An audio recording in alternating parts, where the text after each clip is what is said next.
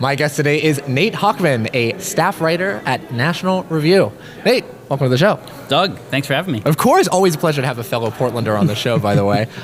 So we are here right now at the National Conservatives Convention to hear about some of the, hear some from the brightest minds in the National Conservative movement. I think for a lot of our listeners who maybe aren't aware of what that actually means, how do you define National Conservatism? Yeah, I mean, that is the million-dollar question. I think one of the things that Peter Thiel was talking about at the first speech of the conference is that there's an enormous amount of ideological diversity at a conference like this. But I think essentially what National Conservatism is about is something approximating the kind of policies that Donald Trump ran on in 2016. So immigration restriction, trade hawkishness on China, a more aggressive stance on the culture war. There's a sort of suite of different policy issues, and that's expanded over time. But to me, I think National Conservatism is very much within the broader American conservative tradition. It's mostly just about a kind of sort of reformulation of traditional conservative principles to confront the contemporary issues today, whether those are cultural issues, immigration, the rising China, et cetera. You say it fits into the sort of traditional values of conservatism. Is this something that's not really new? It's just sort of a reformulation of old values, or is this something that's developed and is different now? No, I mean, I think, this is everything that's being discussed at this conference is squarely within the American conservative tradition. You can point to any number of issues, whether it's, a more sort of assertive social conservatism, immigration restriction, a sort of rethinking of conservatism's relationship to big business, a kind of two cheers for capitalism approach to free markets. All of those things have been aspects of conservatism since, the modern American conservative movement was founded. It's just that over the course of the last couple of decades, the argument from a lot of the people at the conference here is that conservatives have sort of become complacent and haven't really developed new policies to confront new problems. And that's what I see the project of this conference as being all about. You mentioned Donald Trump, obviously, as one of the sort of standard bearers maybe of this movement, that a lot of his policies that he ran on are the national conservative policies. Do we see that there are other candidates in the field who are adopting these policies, or do we see some pushback to some of them? Oh, well, there's both, right? And I mean, there's nothing more quintessentially conservative than fierce disagreements about what conservatism means, right? So that's not new either. But, Ron DeSantis spoke last night. He's obviously someone that I think a lot of people at the conference are big fans of. Josh Hawley, Blake Masters, Peter Thiel obviously is a major figure. So there's a lot of conservatives, both actual elected Republicans and Republican candidates, but also conservative intellectuals and standard bearers who are interested in at least aspects of the program. But there are also, a lot of Republicans and conservatives who have real concerns, and I think that debate is at least partially what, a conference like this is all about. What are some of the threats that the National Conservative Movement sees as some of the biggest ones facing the country right now? Well, to my mind, at least, and I don't want to speak for all national conservatives, what a lot of this is about is understanding that the sort of primary fundamental challenges to America today are cultural, and they often flow from concentrated private power that the left exercises, whether it's through major corporations, foundations, civic activist groups, et cetera, which are really presenting an existential challenge to the American way of life. And something like the sort of Paul Ryan era sort of tax cuts, deregulation as the primary goal of Republican Party politics just isn't going to actually be capable of confronting those challenges. So someone like DeSantis is a model, right, where you're actually willing to use public policy to put the culture war and all of those sort of attendant issues at the forefront of your policy agenda, and being willing to rethink our relationship to institutions like big business, which oftentimes have been captured by activists on the left, and proceed from there accordingly. Does national conservatism have any equivalents maybe across the globe? We've seen that other countries, specifically in Europe, like Britain and Italy, have moved in a more rightward direction.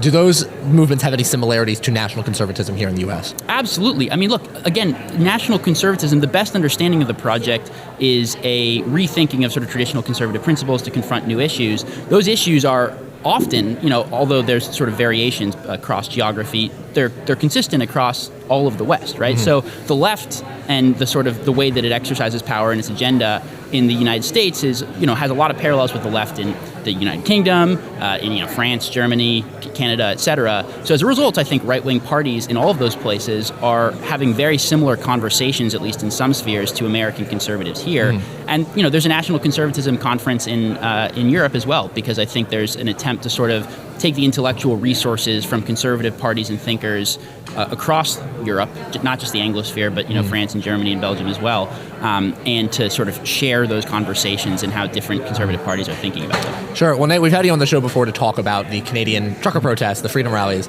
and I guess my question is that sort of protesting, is that style of standing up to authoritative government, is that a strain of national conservatism, or is that more of a populist strain of conservatism? Well, I don't think the two are sort of mutually exclusive all the time. Obviously, it's tough to, when you have something as sort of unruly as mass outpouring of protests, it's not always easy to assign like a coherent ideological framework to what's going on. So when I was on the ground, in Canada, I talked to people, vastly different ideological, substrains. There were Christian groups there. There were kind of, populist-minded truckers who were probably the Canadian equivalent of, the Trump base here. There were people who just didn't like vaccine mask mandates and wanted to sort of go back to normal life, right? So there's all of those people had a shared goal.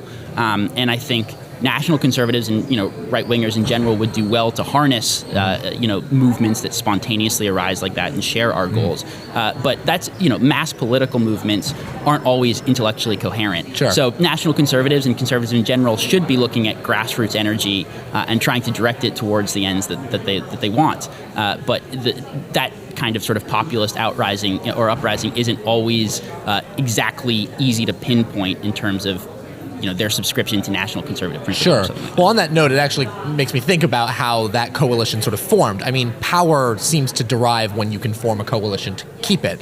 Are we seeing that national conservatism is drawing in partners that maybe haven't been part of the conservative coalition before? Well, I think, on the political electoral level, that's clearly true, right? So if you talk about something like the Hispanic realignment in places like South Texas and, Florida, where we are, clearly a lot of sort of non-white non-college educated voters are moving into the conservative coalition. And I think that a lot of that has to do with the cultural issues that we're talking about. So insofar as national conservatism counsels an effort to sort of put these cultural issues at the front and center of the conservative understanding, you are going to win. A lot of folks who might have tended towards the Democratic Party in a different era. And national conservatism is also counseling a move away from sort of, fundamentalist free market libertarianism, which is also where you're going to get a lot more working class voters who might have been put off by Republican Party that ran, primarily on cutting Social Security or something like that, right? So all of those things are bringing these sort of socially conservative, economically moderate working class voters into the Republican Party.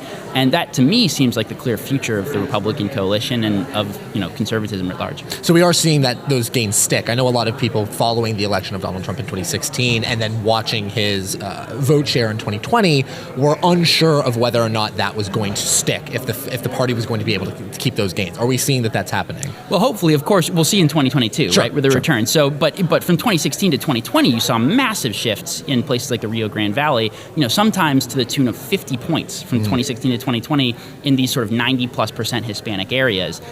So that realignment, it'll be interesting to see how it looks in 2022 and 2024. But as it stands today, it certainly looks like that's where the trending is moving. And public opinion polling, while often not entirely reliable, has also, showed that realignment continuing to happen since 2020. Mm-hmm. One of the things that I find very interesting about the conversation about national conservatism, at least with some of the people that I've spoke to, is the role of religion. Specifically, many national conservatives I've spoken with view the church and, in certain contexts, the traditional Catholicism as essential to the national conservative movement. Is that something that you find accurate, or is that maybe a misunderstanding of how the movement should work? It's obviously incredibly important, right? Again, if you're looking at a sort of conservatism that is primarily focused on social issues, or at least organized around social and cultural issues, you can't have that conversation without discussing religion. Religion plays a fundamental role in our cultural debates, and it will continue to. So you don't have to be, I think, devoutly religious to be a national conservative, but you do have to affirm, to a certain extent, the importance of religion in civil society, and you can hear that if you listen to any number of panelists at this conference. Well, one of those panelists we've spoken to is Yoram Hazony, who has a view on religion as being essential. You cannot untie those two principles, otherwise it's not conservatism.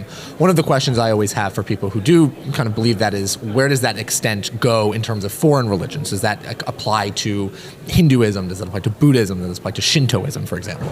Well, it's a good question. I don't know exactly how something like Buddhism plays in the American political context, just because I don't know. I don't think the Buddhist voting bloc is significant. There is some really funny polling about the fact that something like 20% of Buddhists in America are Republicans. I would love to meet the Buddhist Republican voter. I haven't met any here necessarily, but obviously the sort of the preeminent religion in the United States traditionally has been Christianity, and you also have a lot of devout Jews at conferences like this. So the Judeo-Christian religious tradition and the sort of political and philosophical tradition that flowed from it are the foundation of the West and of the United States. And insofar as national conservatives are trying to preserve and defend our cultural heritage, that's fundamentally what they're defending. But that doesn't mean that other religions which share our political goals, and I certainly think that there are plenty of people who belong to other religions that do, aren't welcome in national conservatism and don't have something to contribute. Sure. Let's speak about the response to national conservatism from possibly our enemies on the left. How does the left perceive this movement, and how have they moved to counter it?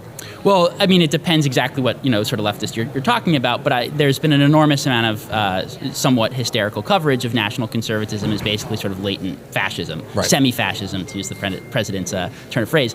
Obviously, I don't think that's true. I'm not a fascist. I am a national conservative. But I think the left correctly perceives that the ideas on offer here and the kind of Republican policy agenda that's being formulated here is a bigger threat to their cultural hegemony, because it's actually focused on targeting their cultural hegemony as one of the primary goals. And that is, understandably concerning to them. I think they should be concerned. It doesn't mean that anything being discussed here is illegitimate. I think the policy priorities are the correct ones.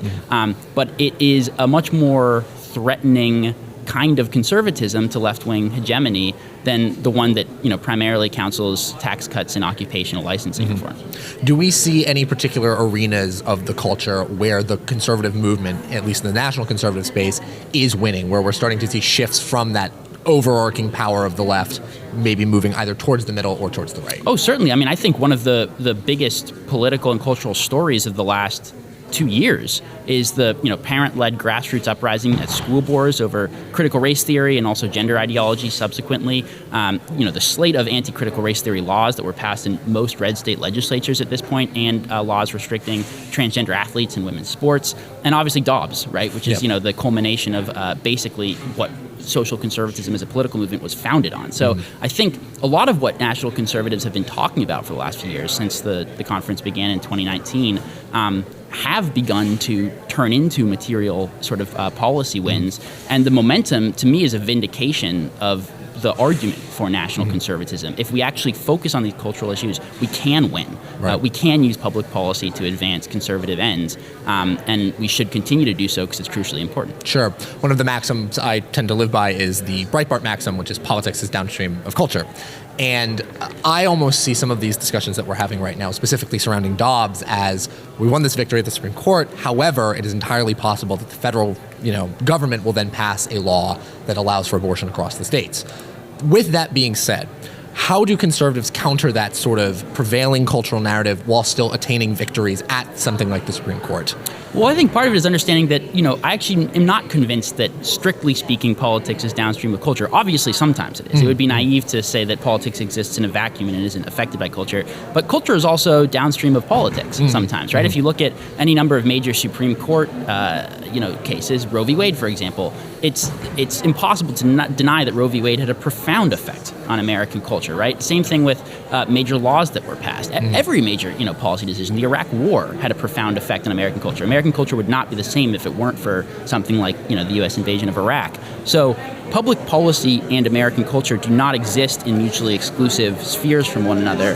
They're constantly in conversation with one another. And that doesn't mean that you can completely engineer culture through sort of central planning and via top-down government or something, but it does mean that you have to think of public policy as intertwined with culture. I mean, it comes to something like education. I think Ron DeSantis has been a really good model of understanding that, and not just focusing on banning poisonous ideologies like critical race theory, but also really focusing on a positive vision of renewed civics education, where we're actually teaching about the Constitution and the Declaration of Independence again. We're teaching that America is a good country and explaining to students why.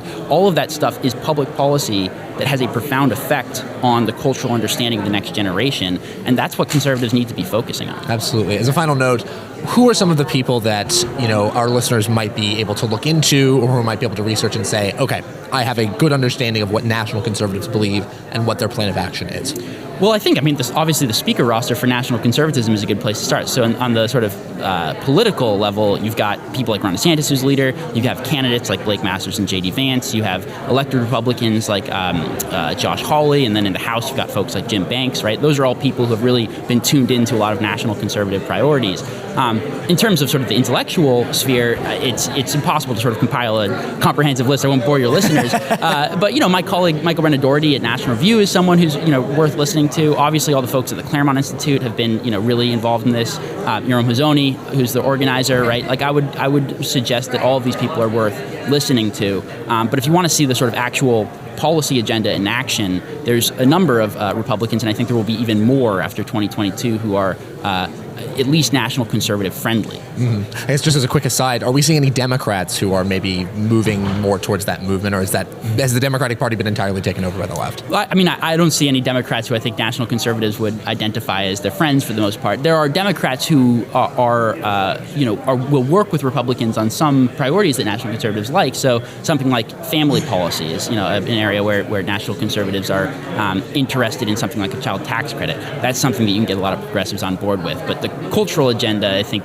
Democrats are pretty much uniformly opposed to what national conservatives believe in. That was Nate Hochman, a staff writer with National Review. Nate, always appreciate you coming on. Thanks, Doug.